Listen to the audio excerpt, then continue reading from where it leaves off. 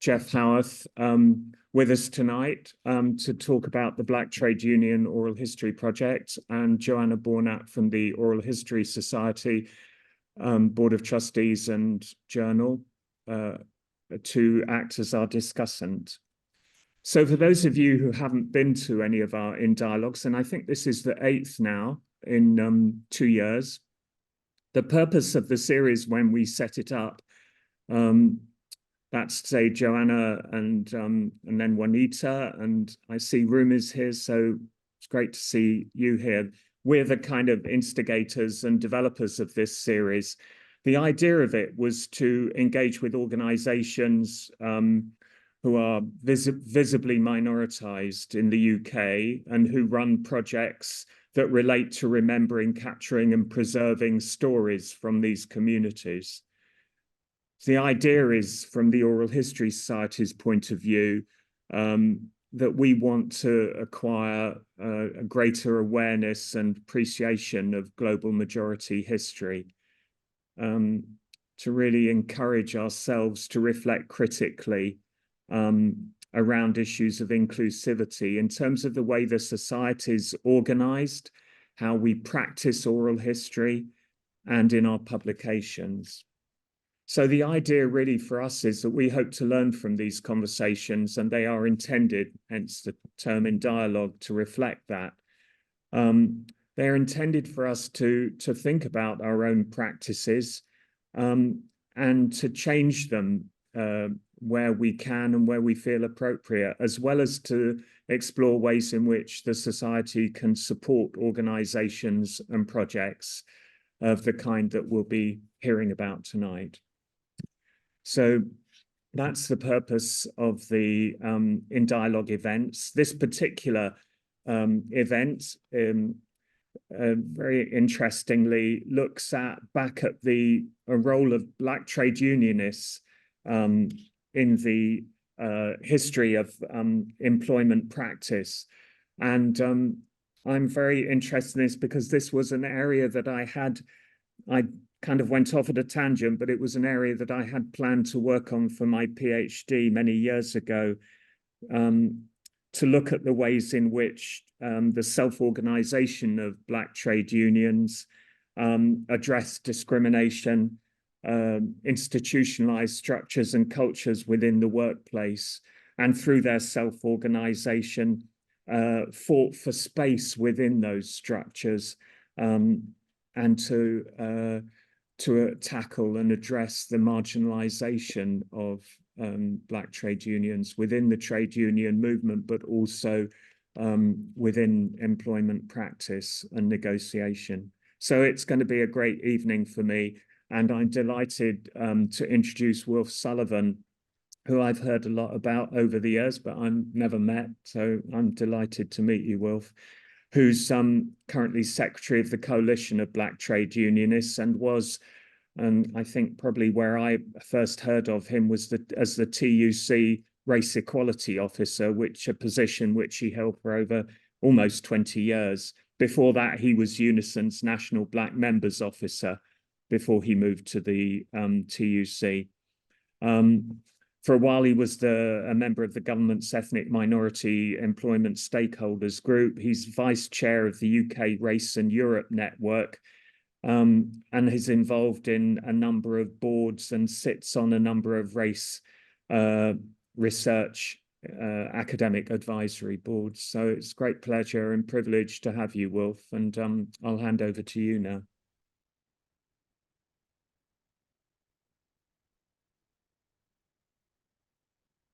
Are you on mute, Wilf? Yeah. I'm just struggling to unmute myself, but I managed to do that now. Well, firstly, I just want to say thanks for inviting us to talk about the project, and to say that actually this is the almost like the third attempt to get the project off the ground. Initially, we with the Working Lives Research Institute back in the early 2000s, put in a heritage lottery fund application to do a national project. In fact, we ended up putting in two Heritage Lottery Fund grants. The first one of the problems was that actually the Heritage Lottery Fund didn't get it because they thought that, oh, well, there's lots of people doing oral history projects around the experience of Black workers in the workplace. And didn't understand there was, that what we were trying to focus on was people's involvement in the trade union movement. And I think for me, one of the important things about that was also about the fact that not only were many of those activists active in the trade union movement, but in the wider political and social arena as well. The second time, unfortunately, we got gazumped by the Olympics, as it were, and the Heritage Lottery Fund changed the way that you did national projects, which meant that if you weren't really working full time to try and put something together, then you had no chance really. But the project and the idea behind it is based on the fact that there is not a lot of history out there in terms of Black activist involvement in the British labour movement, and also what history there is. Many people talk about that in relation to post-war migration. But of course, Black activists and Black politics have been involved in the trade union movement since Chartism and since its inception, really. And for me, that means that there's, and it's not the only way, but there's a significant story missing from trade union history and the involvement of peoples within that history to shape the modern trade union movement. And secondly, one of the problems about that, especially with younger generations of people who struggle enough as it is to understand what a trade union is, that certainly young people from Black communities don't see themselves in that history, don't understand that actually the trade union movement has been a conduit through which people have organised for change, and therefore don't see the relevance of the movement to them. And so in some ways, well, in quite a big way from my point of view, doing this kind of project is something to try and address that deficit.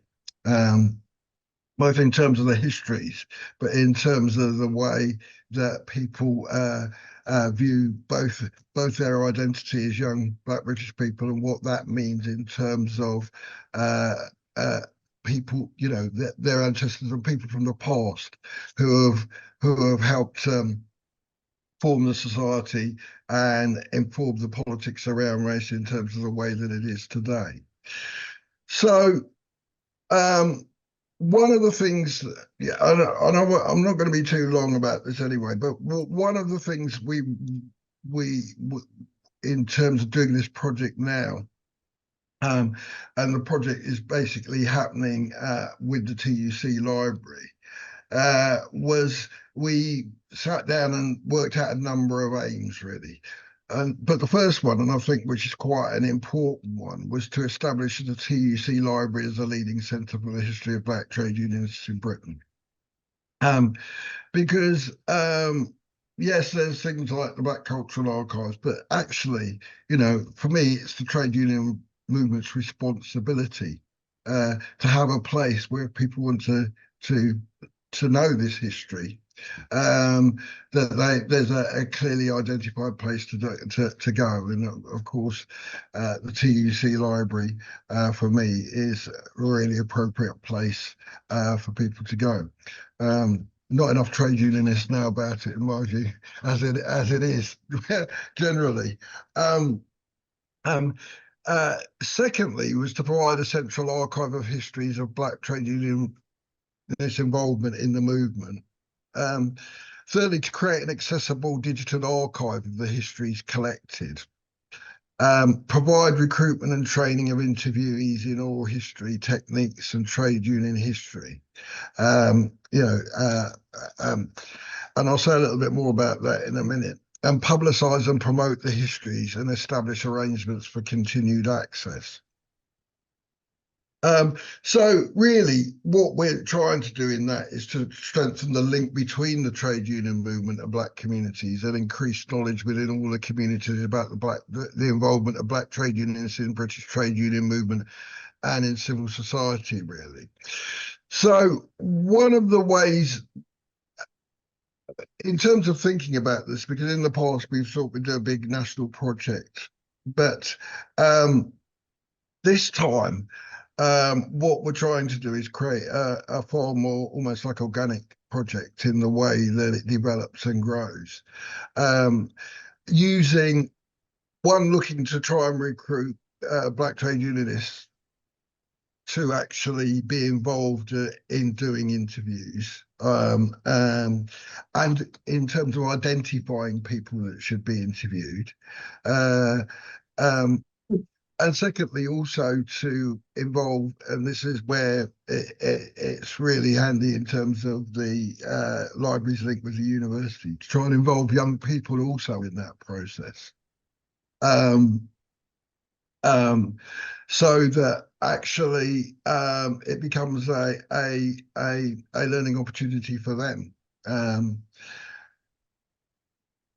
Secondly, and I mean, I think one of the advantages of trying to do that way is to enable to, involve people from different parts of the country. And already one of the things that we've been doing, because the TUC has got has started a regional Black activist training across the different, or programs, I should say, not training, across the different regions. I've been talking to people in those activist programs about getting involved, because in some of those all those activist programs, the participants have to do a project, and in at least a couple of them, they've decided to do a project around Black history. It doesn't surprise me, but and trying to encourage them and bring them into this project is a way that we hope to involve people and also have a route as well to disseminate what we gather from the project. The other thing that we're starting to do is to talk to specific trade unions as well about whether they'd be interested in doing specific projects around the involvement of Black trade unionists in their union. And already we've had the NASUWC say that they're really interested in doing a project around how Black teachers involved in the union may have been involved in the supplementary schools movement, as well as in the union. In terms of the initial objectives that we set for the project, was to run it almost like as a pilot for the first couple of years, looking at how we recruit volunteers to collect oral histories, working out how we train those volunteers to undertake interviews. We aim to establish an advisory group, which we hope will involve both people from the university, people from trade union movements. Joanna's kindly agreed to be part of that, as well as having a smaller project group which will make decisions around sort of the ongoing running of the project. what we want to do in that period is do a selection of interviews of both officers and lay activists that have both held senior positions as full-time officers, as well as senior positions as lay activists, and that have been involved at a senior level in black self-organized structures in trade unions. So we'll look to do around 20 to 25 of those kind of interviews over the initial series of part of the project. What we want to try and make sure as well is that that as part of that, we have a regional spread of people as well, so that it doesn't become London focused, and end up looking to evaluate that initial sort of phase and look at how we can expand the project. I mean, I think from my point of view, if we get enough people in each region that are involved in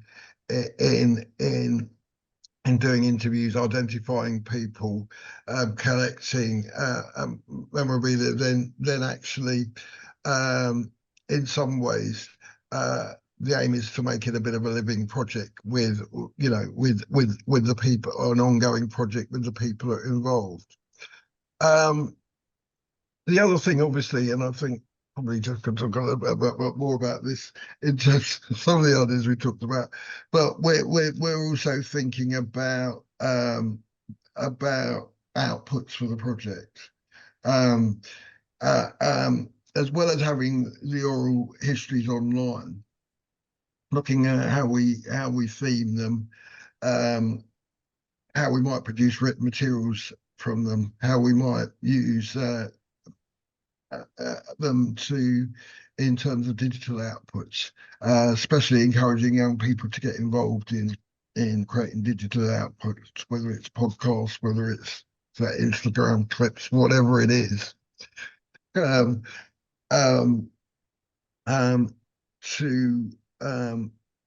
do that.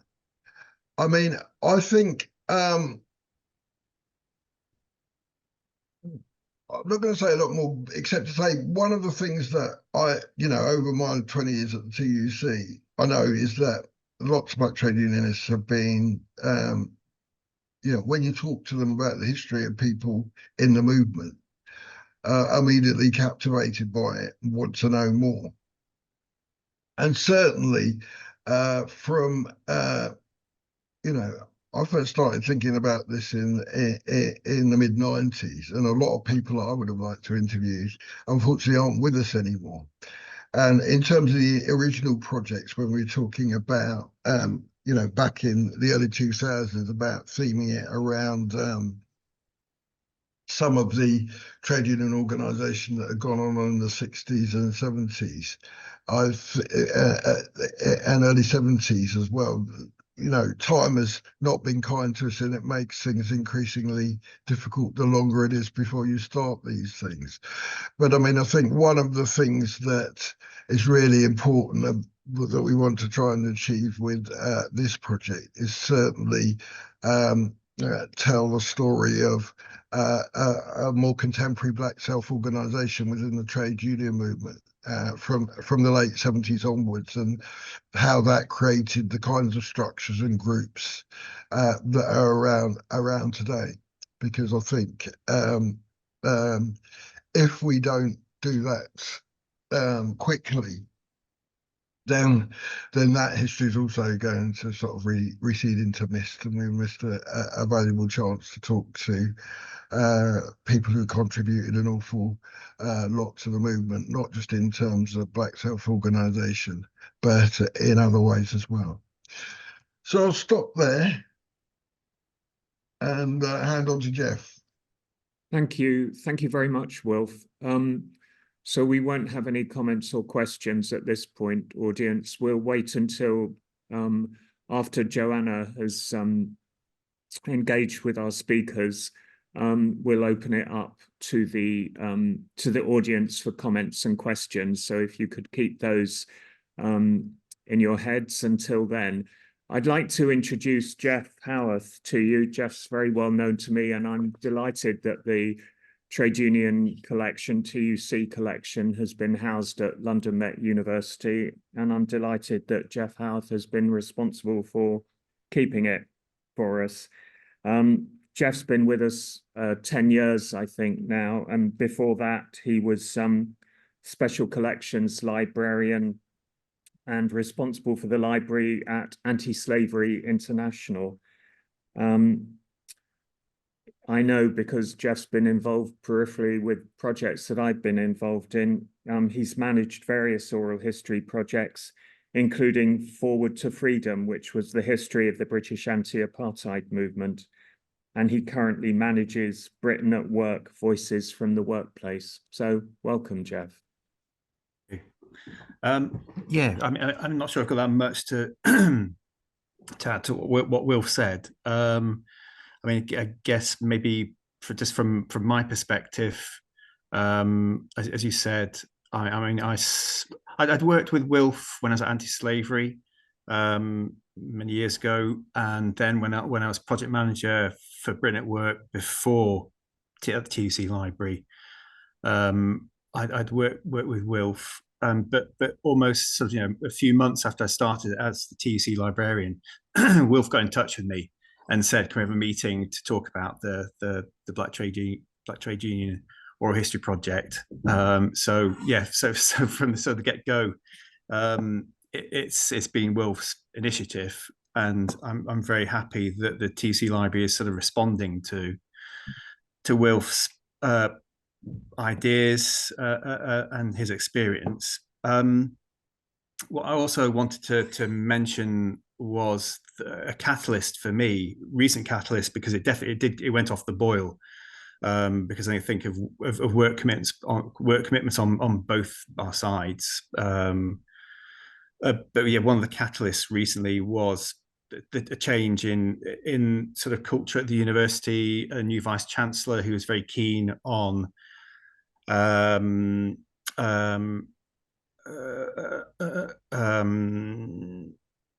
social justice and racial equality, and I attended a race equity strategy paper launch at the university. I was impressed by the new initiative, and the vice chancellor actually called on staff to participate, and a centre for inclusion and equity was set up.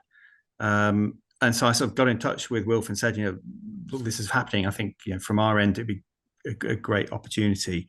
And I sort of got in touch with the head of this new centre, and they were starting a Black Studies module. And so that's sort of, Wilf and I sort of started getting students involved with that. And then Jenny Harding, who is a long-standing academic at the university and oral history practitioner, and I think is the higher education liaison officer for Oral History Society, and with you, John, is part of the university's what's the centre of you? Sorry, the name of your oral history centre? Centre for Life Writing and Oral History. Yeah, sorry, I couldn't see my notes. Sorry. Yes, so yeah, both the centre and Jenny have helped sort of recruit students, and yeah, it is. It's, as Wolf said, it's a pilot. It has been a pilot so far, but I think it's been a very successful one. I mean, the 6 recent interviews are. I mean, they're really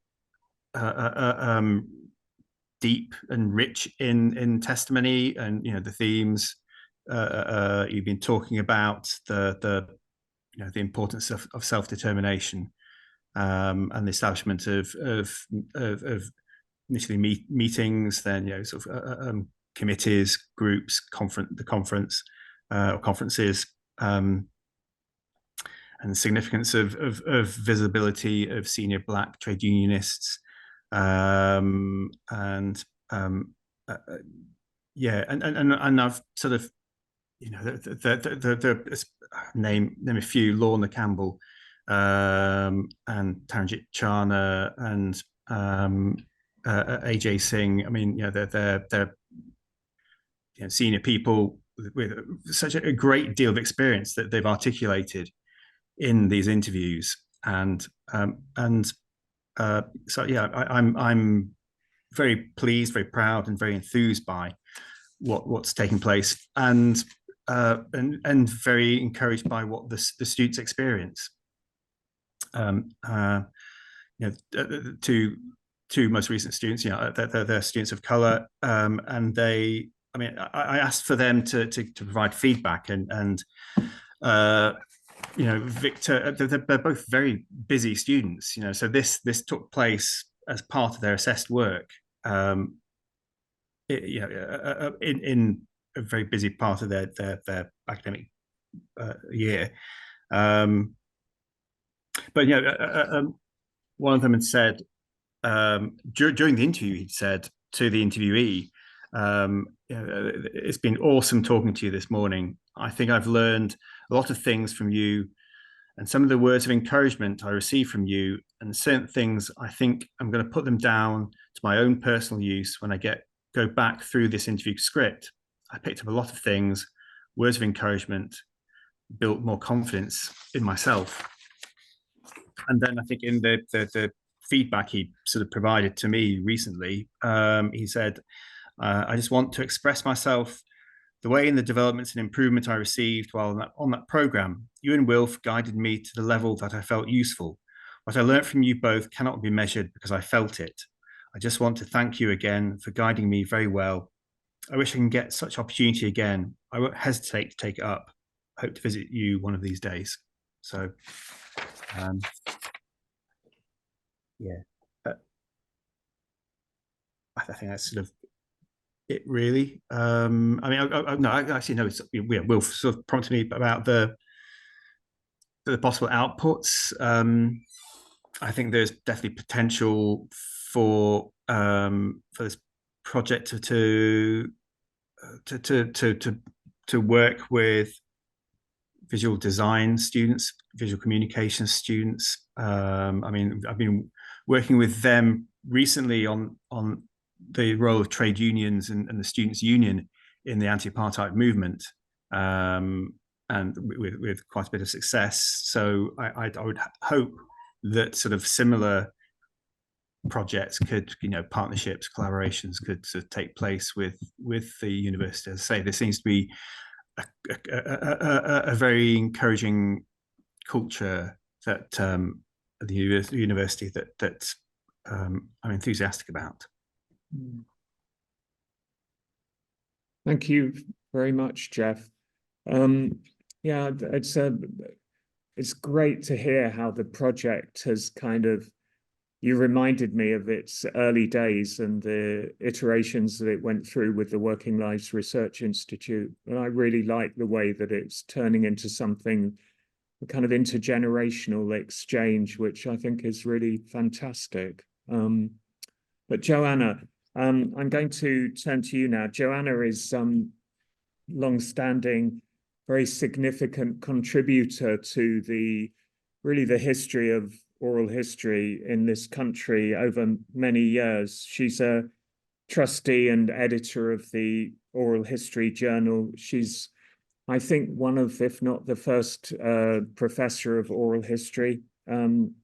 She's emeritus now. She was at the Open University. And she has very wide-ranging interests in oral history, picking up on a number of different subject areas, but interested really in thinking about the ways in which oral history has contributed to our understandings of the past. Critically, who gets to be a historian? Very important question. And retrieving marginalized experiences. She has an interest in research methods, historical research methods, which you can see by that question about who gets to be a historian and how they do history. But also, very importantly and interestingly, as we accumulate a lot of primary oral history research, what do we do with it in terms of secondary analysis? Who gets to use that primary research? And that's an important theme that Joanna has taken up in her work. Joanna, over to you. Thanks, John, and thanks, Wilf and Jeff, for explaining what's, how the project's been developing. I know it's had quite a history, as Wilf was pointing out, and very ambitious, large collection orientation, wasn't it? Originally, this was the lost generation trying to restore a record of struggle and campaigning and activism. And as you've already pointed out, delays mean that a lot of that personal oral history, that spoken history, is not available. And I think it's really interesting how it's developed. It's scaled down. I mean, I think back then we were talking about, was it 60, maybe 100 interviews across the country. And I think this sort of focusing of it with its institutional support has made it, I mean, obviously you already had the TUC support, but to have the university support, I think possibly that's made a difference in terms of how the project's now embedded in ways that it wasn't before. And it's just absolutely fantastic to hear about the student experience in the interview situation, because I think that's something that, I mean, doing an oral history interview, I think any of us who've done them will know it's life-changing to hear someone else's story. It certainly, made me think again, listening years and years ago to someone's, not just the way they told their story, but their attitude and understanding of the interview. It's a two-way relationship. It's not just taking, it's actually both sides are giving, I think. And that I really get that feeling from the way the project's developing, because it's, you're now in a working directly in a situation where learning is a focus, and I think that's really important. But there's also the archive side, Jeff, and Will as well, that where these materials are going to be, how they're going to be used, how they'll link to other items in the collections you've got, which you haven't spoken about, but I'm sure that's another object. And I was thinking about how oral history is thought about, and what you're saying. I feel this again is a kind of partly a development of confidence in what oral history can do, is that it's now not something which is on the margins of making history. And it's something which is central to it. If you want to understand the past, then speak to the people who've lived it, and get them to talk frankly and in depth about what their lives were like. That's how we can access it and how we can understand it. And so I think that's if out of this and the other projects we've had in this series, we get more, or people get more of an understanding of what oral history can do and how it can change people, I think that's great, and I get that feeling from what you're saying. I think the way you're developing the structure of the project sounds interesting as well. It's almost like, it feels like it's organically growing itself from people's own contacts, people's own histories, which I think it's going to be interesting when you document that, when you show how it emerges, and that itself will be, I think, unique. I've been comparing it with the centenary history of the T&G, which I'm sure you both know well, and there was an oral history component to that, and myself and Padmini Broomfield from the Oral History Society carried out a 2-day training event with the members, who were also obviously workers as well. And then unfortunately we had COVID, so the oral history contribution, I think, in that history has fallen back a bit. And when I look at the publications from that, I can see that oral histories are sort of a footnotes to it, whereas I get the feeling here you've got the basis for really making oral history have a much more significant role, particularly in relation to those aspects of the union life which are not the most formal, or not the most predetermined in a sense. You're talking about self-activism, self-organization, and how that's, again, I think has changed the trade union movement itself. It's not looking at the official history always, but the unofficial history. And I thought it was really interesting that you were talking about the NASUWT and the black teachers who are interested in documenting and talking about the history of the supplementary schools movement, because of course we had an earlier one of our in dialogues last year, was it? Yeah, with George Padmore Institute, and John LaRosa's involvement in the supplementary schools movement was absolutely, critical in getting that started. And I think it's nice for us to see that the in dialogues are almost dialoguing with each other, that there's a potential there for things to develop around particular areas of history. So that I find that a very, interesting and sort of, how can I put it, kind of confirming sort of thing to hear. I wonder what you had to say about the focus on, I can remember, talking in the early days, the idea about the bigger history, the bigger project, was very much a focus on those moments, those big moments in Black trade union activism, and how those big strikes in themselves were led initially by Black workers, sometimes Black workers working together with other workers. Is there a sense that it's not so much the focus of this project, or is it? I wonder, some of those big strikes in the Midlands, for example, which haven't been written about in the way that, say, Trico and other strikes have been written about, and Grunwick. Is that less of a focus of this project, that the big moments? Is it more a focus of the day-to-day struggle, the constant knocking at the door, the constant shifting of positions and power? I'm interested in how you see that Black history in the trade union movement, and how it should be written up, or how it should be recorded. So that's one of the things I wanted to come back to you to ask about. I think it is interesting that.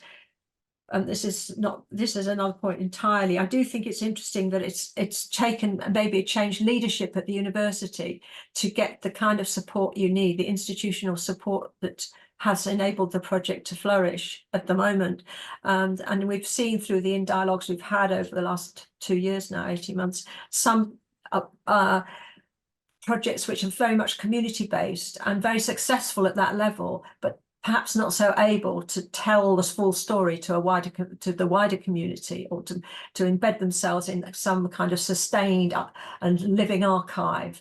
And I wonder how, is there any kind of compromise being made, do you think, with that institutional support, which is obviously so has been quite critical, really, in the development of this initiative? Is that a compromise? Are there compromises there, or is it wholly a positive story? Because it is interesting to see how that can help, but in other ways it might restrict. I'm not trying to be negative, but I just wonder if that's a point of evaluation in terms of what the institution wants from the oral histories, and what else you might want. And then just coming back to the last points you were making, Jeff, and I'm sure Wilf, you'll have something to say about this as well. Talking about your 6 interviews that you've carried out, recent ones, and I mean, apart from the fact that I began with the importance of those interviews to the students who conducted them, or one of them anyway. Could tell us a bit more about those interviews, how long they are, how they were recorded. Are they audio video? It'd be useful to know about, what your particular, every project has its own style of interviewing and approaching interviewing, and how they, they've got their own budget that often can limit how much you can spend on the individual interview. But it'd be interesting to know more about, your approach as a project to those interviews,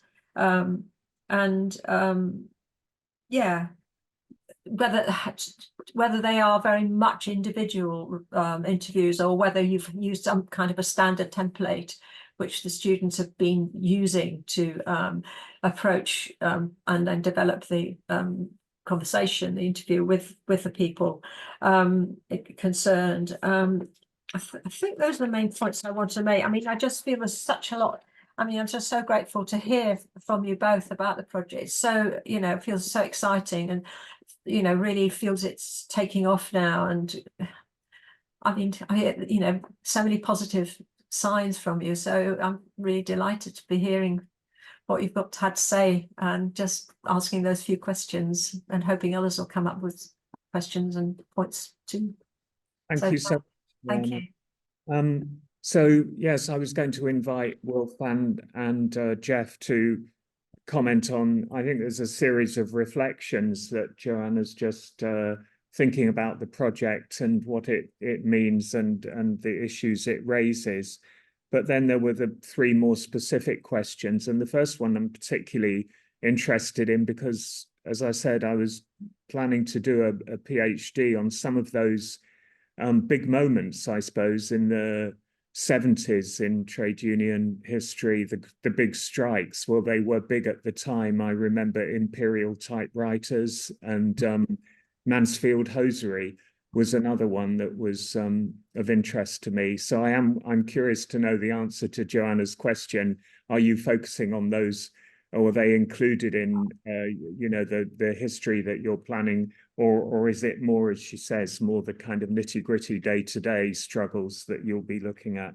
But then there was also the question about institutional compromise. I think that's a very interesting question in terms of, you know, despite the university's support, or is it something that we can say unambiguously is a positive experience, or are we still in a position where we're having to compromise in terms of the kind of nature of that support? And then the question on interviews and the approach that you've taken to interviews. So by all means, comment on Joanna's reflections, but also address some of the questions that she's asked. Who wants to go first? Wilf, do you want to kick off? Shall I go first? Yeah.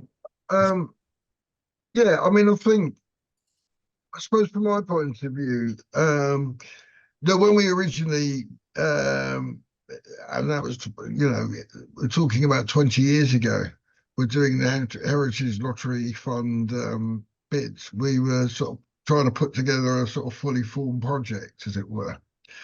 And I suppose 20 years on, my reflections around it have been that to start a project on a small basis and almost like experiment with it, just to see how it develops and try and build a structure around how it develops. Obviously, having, you know, trying to have some direction within that. But very much wanting to try and make it not only people based in terms of the interviews, but people based in terms of how the project grows. With two specific groups of people for me that are important. One obviously is young people. The other is trade unionists. And I tend to think it's likely to be, you know, and the two or three people that have indicated an interest at the moment are older trade unionists who are about to retire. You know, and I like the idea of actually being able to get involved and actually, in some ways, have conversations about other people's experience which reflect their own history and own experience and struggles within the movement. And yeah, trying to, you know, create a bridge and a link between those two sets of people, because I think trying to have that intergenerational conversation is really important. And I see it in sort of other areas of activity that I'm involved in, which aren't about history, but about sort of black politics. Where there's really, you know, there's always interesting conversations about whether what people are doing now is similar to what's happened before, whether it's completely new, whether there's, you know, what we can learn from the past, and etc. I think I'll leave Jeff to talk about the institutional question.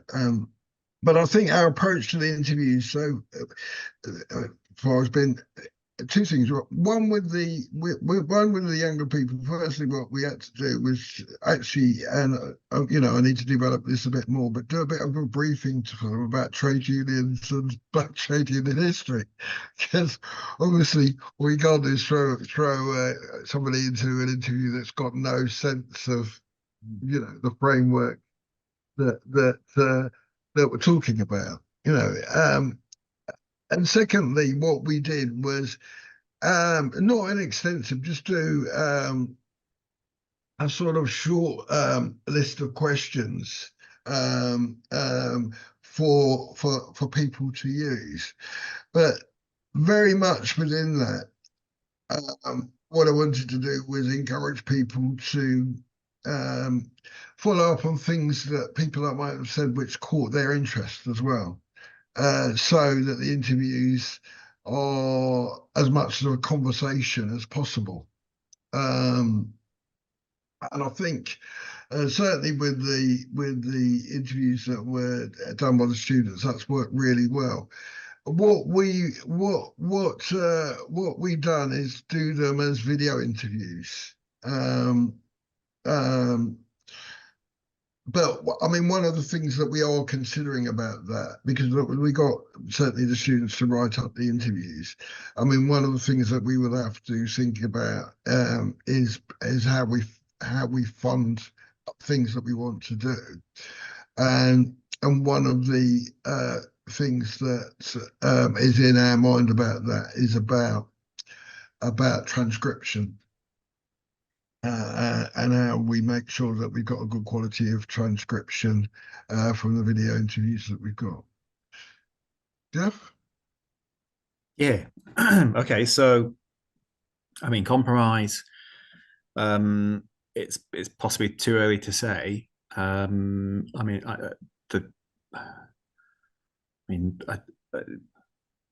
I guess there are possible constraints. Only through the idea that you know, that the students were doing it for a particular period of time as part of their assessed work, and that they were both under pressure, and I was sort of I became, you know, I became aware and then appreciative of how much work they had.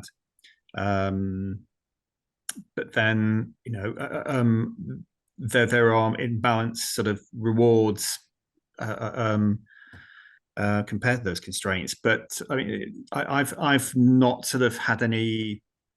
I've not felt constrained, and I've not felt interference or anything. It's I felt general encouragement. But yeah, I mean, in terms of methods, I mean, I think Will's covered quite a lot of there. I mean, we did a number of sessions with Wilf. We had a session dedicated to Black trade union history, led by Wilf, and then, you know, we did some training on oral history. And the interviews were, as Wilf said, were carried out. There were video via Teams and recorded, which came with transcription. And we, after the initial interviews, we had a meeting with the students to sort of have a feedback, and so they'd share their experiences, and you know, that we could feedback to what had happened, try and improve the you know, learn from the initial interviews. I tried to be as supportive, so, you know, I wanted them to be in an environment where they felt confident as they could be, and not intimidated.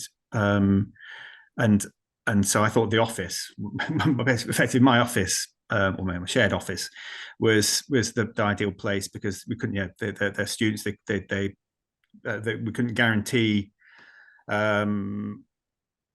when we talked to them, you know, there was no guarantee of a sort of consistently quiet space for them. So and So yeah, it seemed like the work was, and they were keen on coming in anyway to the office. And yeah, I mean, as Wolf mentioned, the transcription is a problem. Anyone who does oral history, it's the thing that takes a lot of time. And I think initially the students they were very keen, very eager to get going and to do as many interviews as possible. Then you have to explain to them, you can't just do 10 interviews one after the other. You have to explain how complicated this is, and how that they have a responsibility to the oral history, that it's not just bang bang bang one after the other, and I think they sort of they started to realize, especially when they had to do the transcriptions, or proofing of the transcriptions. And for me, that's a bottleneck, as sort of doing sort of trying to help them, that I have to then proof their proofs. But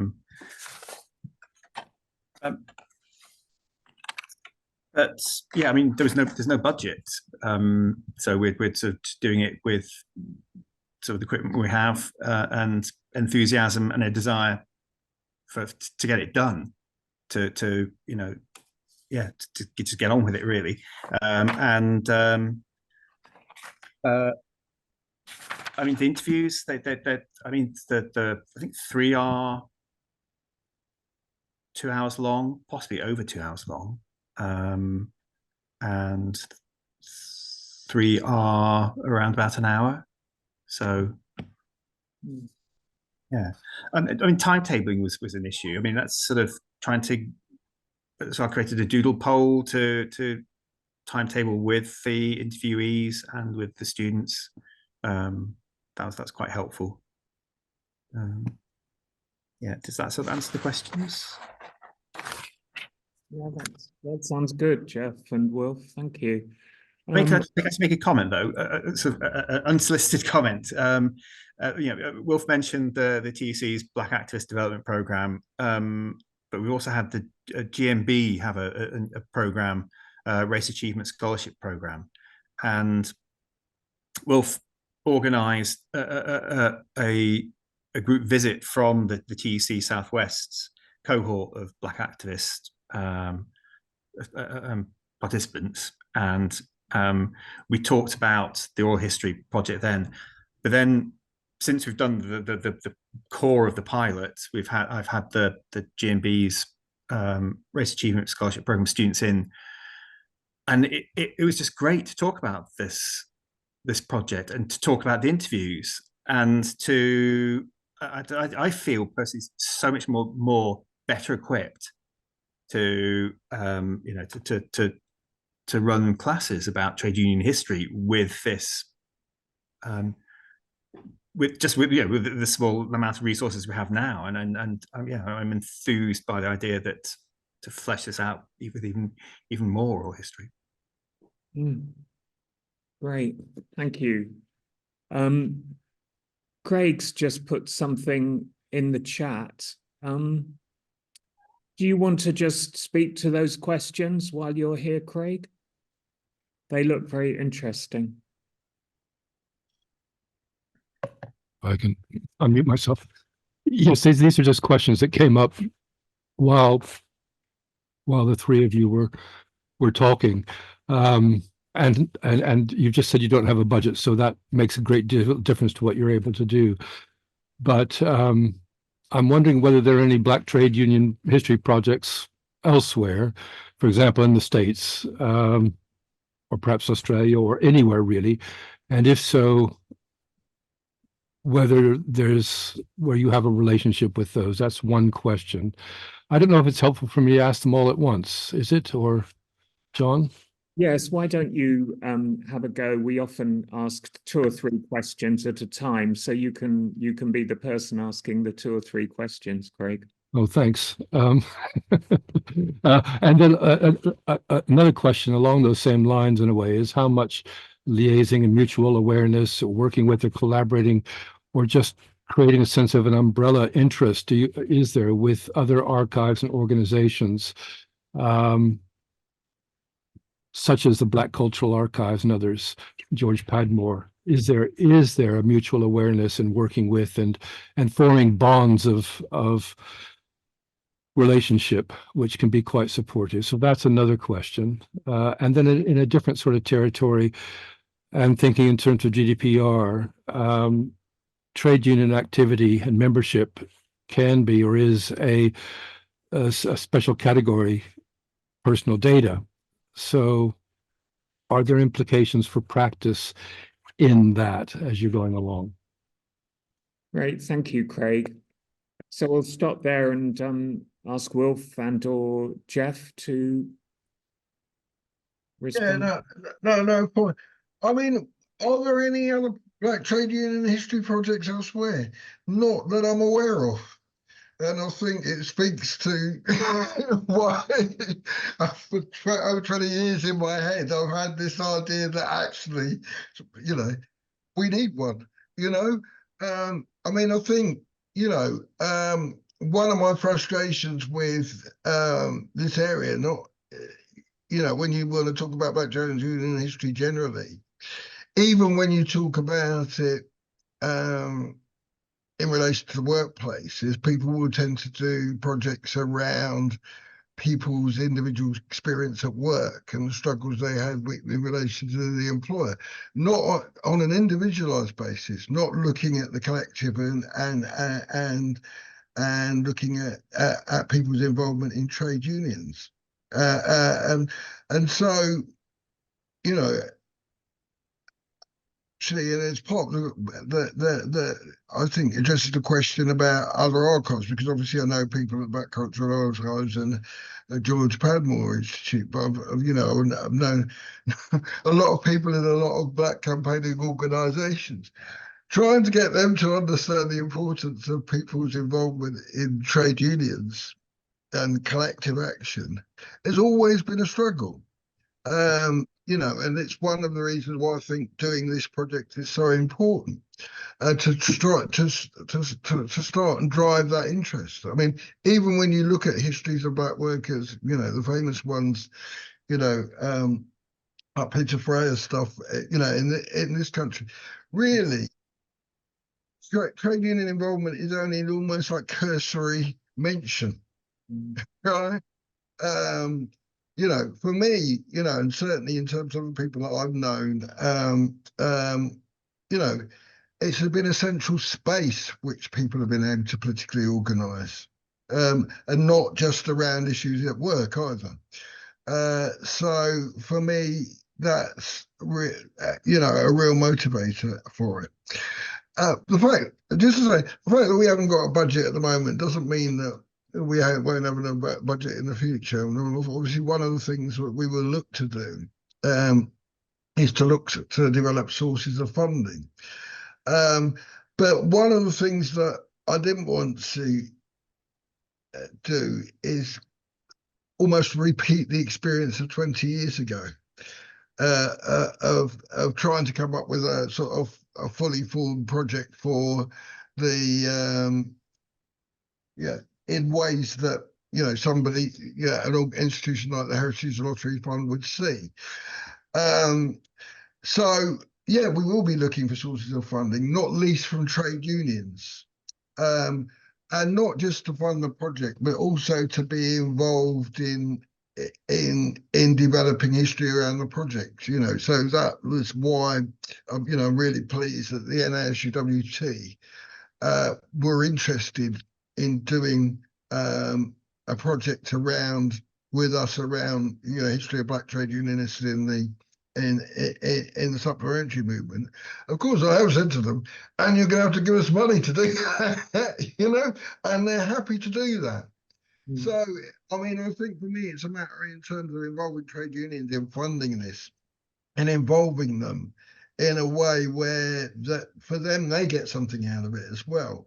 And of course, from that point of view, it helps in terms of future dissemination. I mean, in terms of the question about and there's a question I realised I didn't answer, which you adjourned asked about the big moments, but I'll come to that. In terms of GDPR, I mean, I don't think there are, because what we're not asking trade unions to do is to give us data.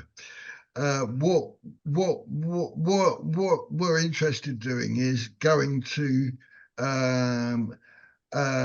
black self-organized spaces within the movement to recruit people through that, to go to training courses that already exist, to tell people, or programs, and to infuse people about involvement and get them to also get people that might be interested in involvement around the program.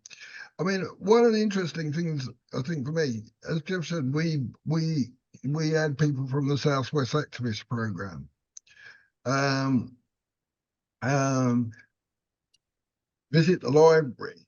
But one of the things that they subsequently went off and done, and I unfortunately wasn't able to go to it, but they did they as an activist program did a whole event around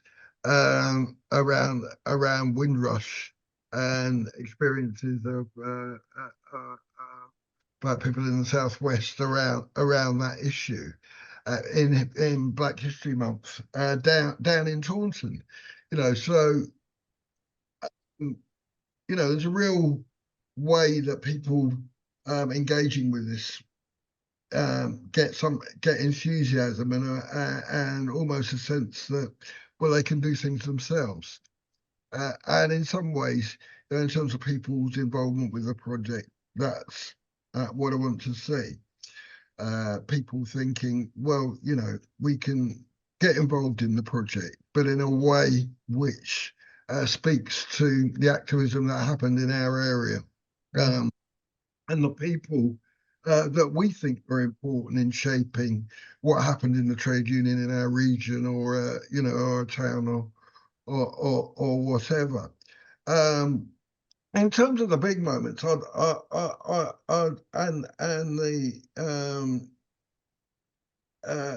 I'd love to, but I mean, one of the problems I've recognised that, you know, in terms of that conception of the project 20 years ago, we're 20 years on, and there's very few people around there.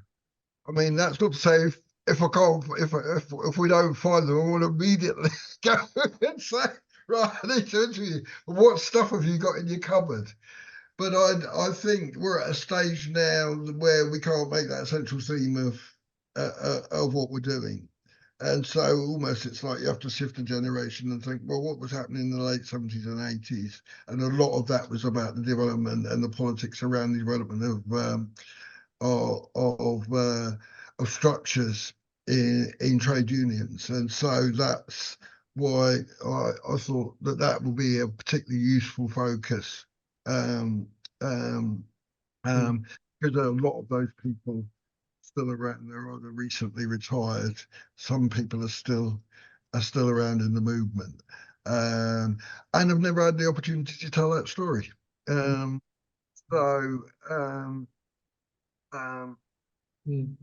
think that's where we are with that. I mean, it's interesting because I was reading, and I think it's unintended things that happen as well. When I went to a Unite event recently to talk about this. And a few weeks before, I've been reading about the Nottingham project on black miners. And I ended up talking to this woman who said, yes, my grandfather was a miner in Yorkshire. Yeah, I didn't realise he was involved in the trade union movement until we were sorting out his stuff, and we found some stuff about stewards training. And I was saying, and I've got to go back, because I said, have you still got it? Can you? So I think there'll be a lot of stories and experiences that come up about people that are unexpected as well. Thank you, Wolf.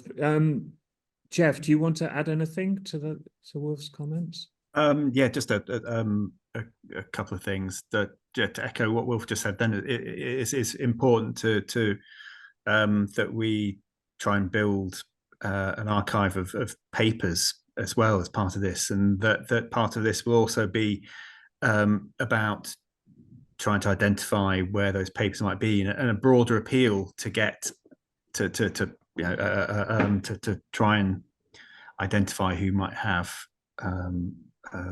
personal archives or papers and publications and posters, etc.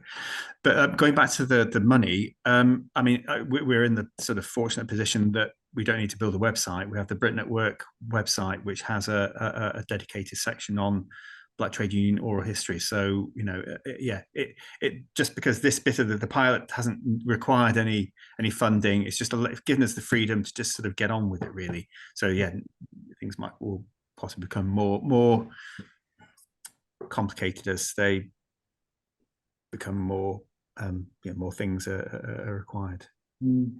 Thank you.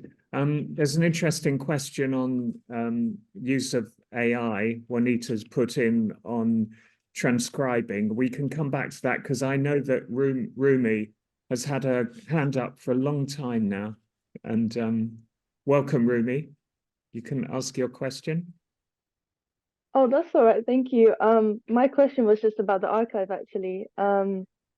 Yeah, what sort of things are you planning to find and collect? And I guess I'm interested in I think it might be interesting for especially young people to engage with that and to see, because the nature of work has changed as well over the years. So yeah, but you've already spoken a bit more to the archive, but yeah, if you want to add anything, that'd be great. And just thank you so much for this. It's been really interesting and exciting. Thank you, Rumi. Jeff or Will? I'd love to get sort of any papers of early meetings, early committees, you know, that sort of that preceded the sort of some of the established strands we have now. Sorry, Wolf, you go. No. I was going to say over to you now. Well, your area of the mind, really. Yeah, so I guess papers that reveal what took place in those meetings, and you know, I mean, I guess it's sort of it's you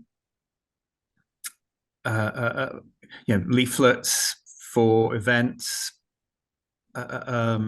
fundraising flyers, campaigns, photos, posters, things, you know, that sort of flesh out along with the oral history. Thank you.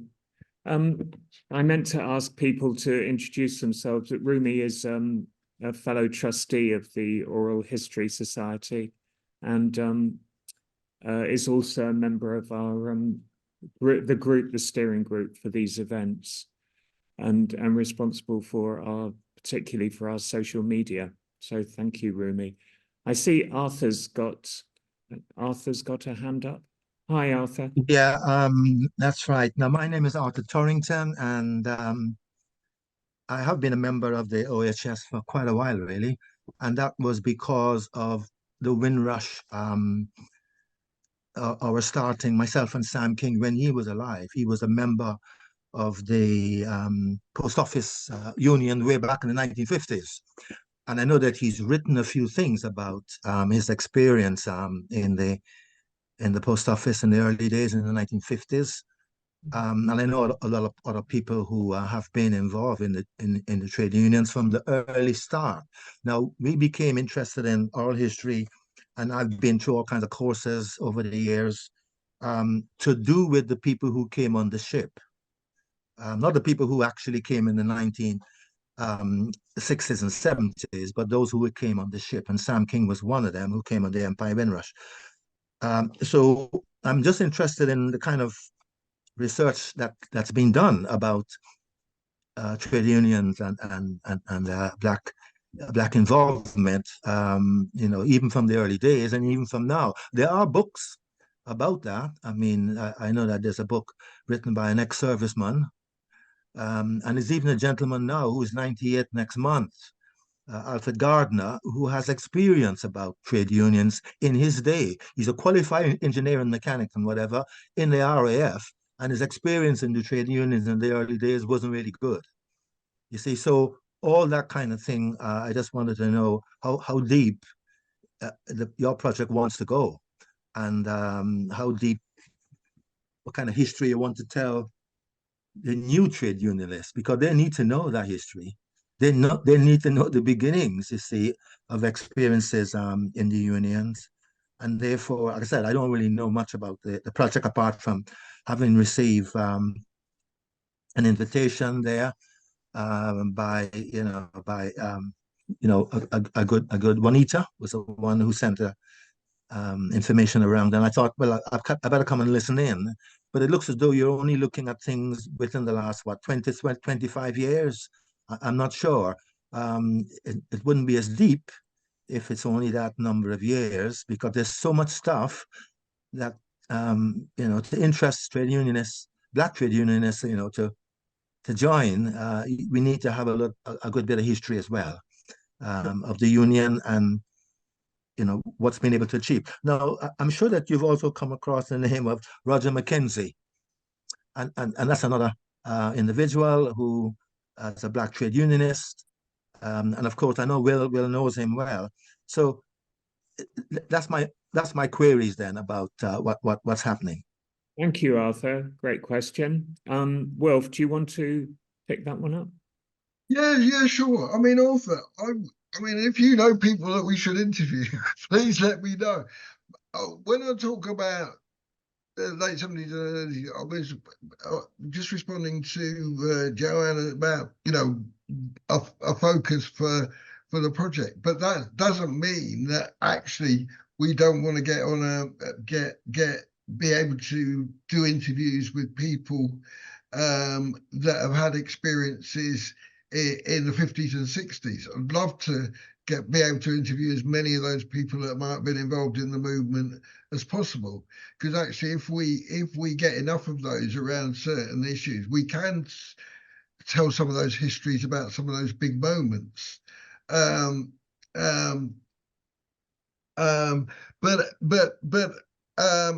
From my perspective, it is about actually being able to, have recommendations from people like you and others that are around in the community that know about people that have been involved in trade unions and have a story to tell. Because actually,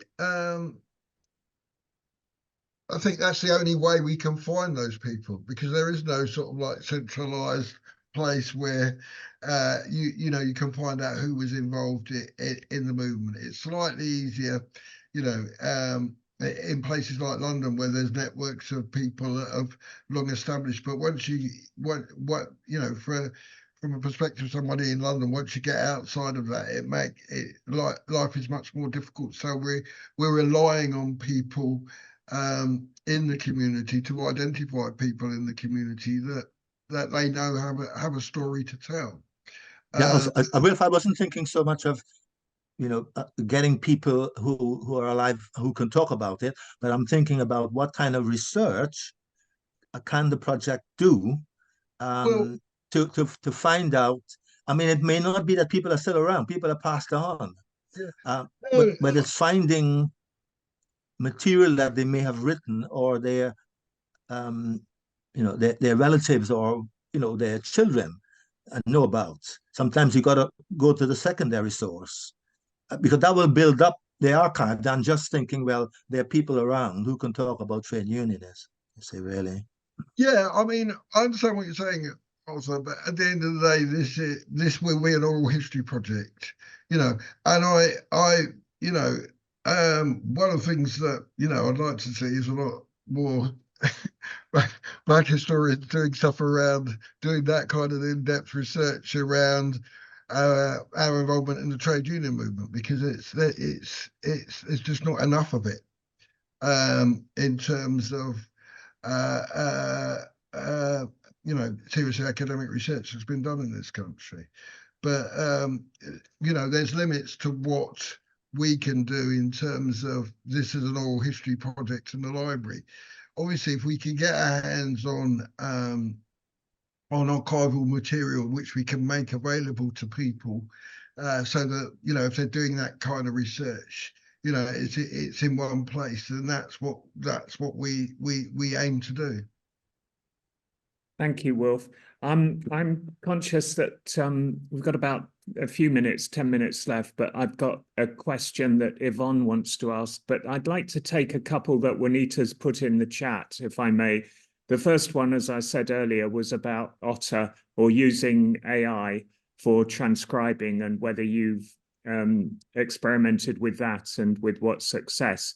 And the other one is, Juanita asks, is how are you finding people to interview across the country? And I suppose I'd add to that, so when Arthur gives you some random names of people who you might interview, how do you ensure that all of the Arthurs all around the place will you'll get to hear of the people who may be interested in being interviewed? So Jeff or Wilf?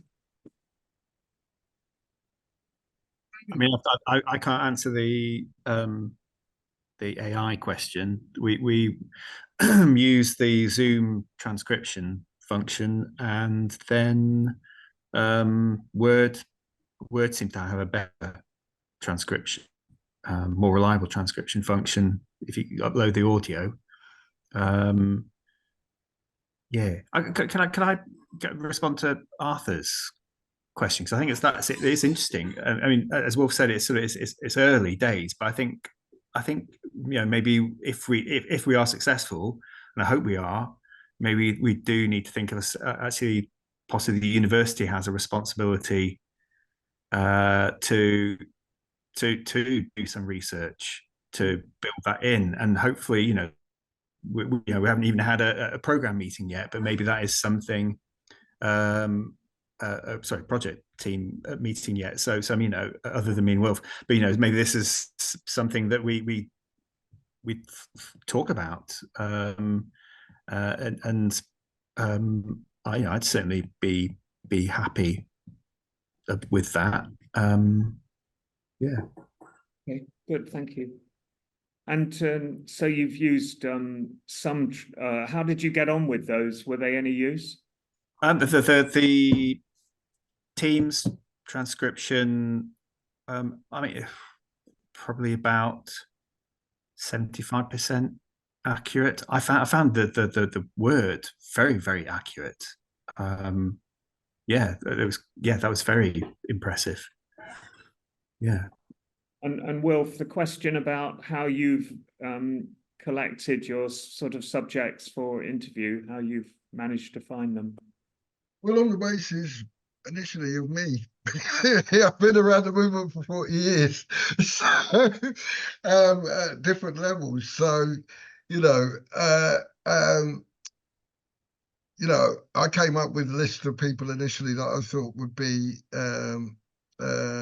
good people to interview, but just to get the thing going. But I think. I mean, one of the things I did was for Black Workers' Conference, but didn't use it really, was to put together a little form, or two forms. One for people who were interested in the project, but secondly, another little form for people to say who they thought might be of interest to interview. And basically, as part of that, to ask them the question why they thought they'd be interested to interview. So to try and get a little, just a little snippet of who people were talking about. But I mean, I think from my point of view,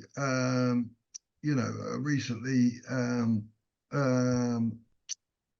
went to a Unite event, the awards event, and people were talking about other people there, which I will follow up on, because I think it's about part of that process is going to be about having further conversations with people about the kinds of people that they've identified, and in some senses, in terms of other people, will be relying on people to reach out to those people to sometimes say, well, it's good, will you do this? To give people, make people feel comfortable about getting involved in that process of telling their story. Because the reality is that the trade union movement to a lot of people has not been very kind to them. And people have had some difficult experiences. And sometimes that means that they don't particularly want to engage with that experience again. But I mean, what we're not interested in doing is sort of presenting a honest view of people's involvement in the movement. I mean, part of this is about actually telling the good and the bad, because I think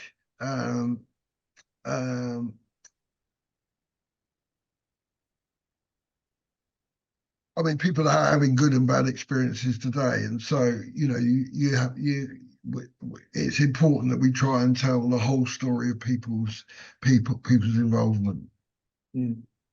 Thank you. Well, I'm just looking at the clock. We've got 5 minutes. I'd like to ask Joanna if she's got anything she'd like to say by way of drawing some of these points together, or further questions, and also ask Wilf and Jeff if they've got any points to make in conclusion. But can I just ask Yvonne, thank you for your question, if you'd like to put it to our speakers. Yeah, thank you very much indeed. I was just really interested in the last thing that Wilf said, that, some of the experience you need to hear are unvarnished, and that some people who are active in the movement were not treated very kindly. My dad, Eddie Spence, was branch and then area chair of the Post Office Engineering Union between 1969 and roughly around sort of early mid-80s. And I told him that I was going to be taking part in the seminar. I'm really interested to hear, about your project. And I said to him, would you be interested in being interviewed if that was a possibility? And he said, yes. But I have to tell you, those people really pissed me off.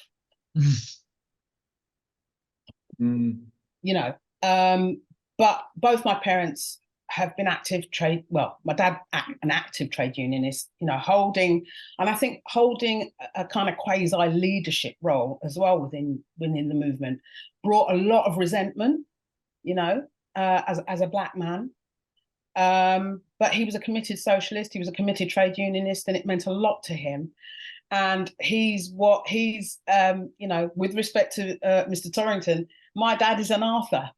So it would be nice to be able to capture, I think, his story. So really, it's how do I get in touch with you to link you guys up with my dad? Because I think he's got a very important story to tell. Everybody's story is important, and I'd really like his to be captured. Lovely. Thank you so much, Yvonne, for that. Thank you. Just to say, I mean, I can leave my email in the chat, and I'd love to hear your dad's story, because knowing the post office is he must have had I admire him, because it's an incredible difficult union to be in the 70s and early 80s, in terms of some of the stuff that I know went on in the post office union at the time. Yeah, I mean, I think for me, I think the more we're able to get out and have these conversations and explain about the project, then actually the more people that will say, yeah, my dad, or my grandfather or my uncle or whatever was involved in the movement. Because I mean, one of the problems is, of course, you can't go to trade unions and say, you know, tell me who were your black activists involved in your union in the 60s, because they won't know. They won't have a clue. Good, thanks, Wolf. I'm going to, you've got a sentence or two, a few words of sort of summing up. Do you want to start, Joanna? If you've got anything to say, not obliged to, but if there's anything you want to add.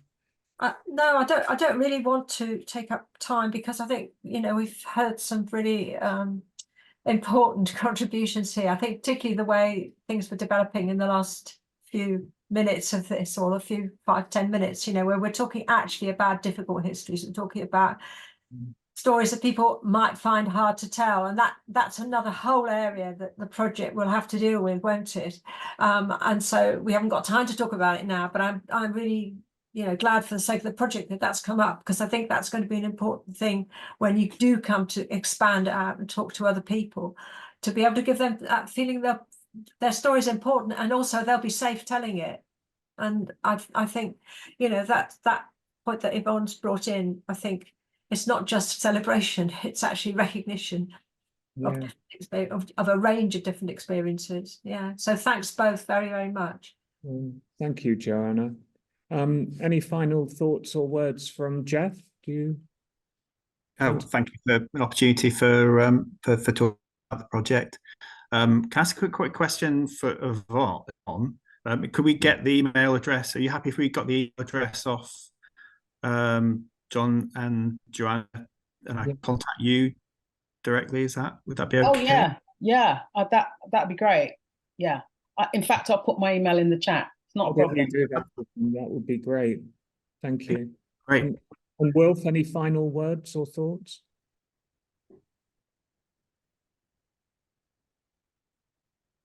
Yeah, I mean, just to say that, you know, we're early days. I mean, I think, you know, to be one of the big challenges for me is about actually not only doing the project, but actually trying to get the movement to engage in it in a real way, so that whatever comes out of it can be used in different ways within the trade union movement.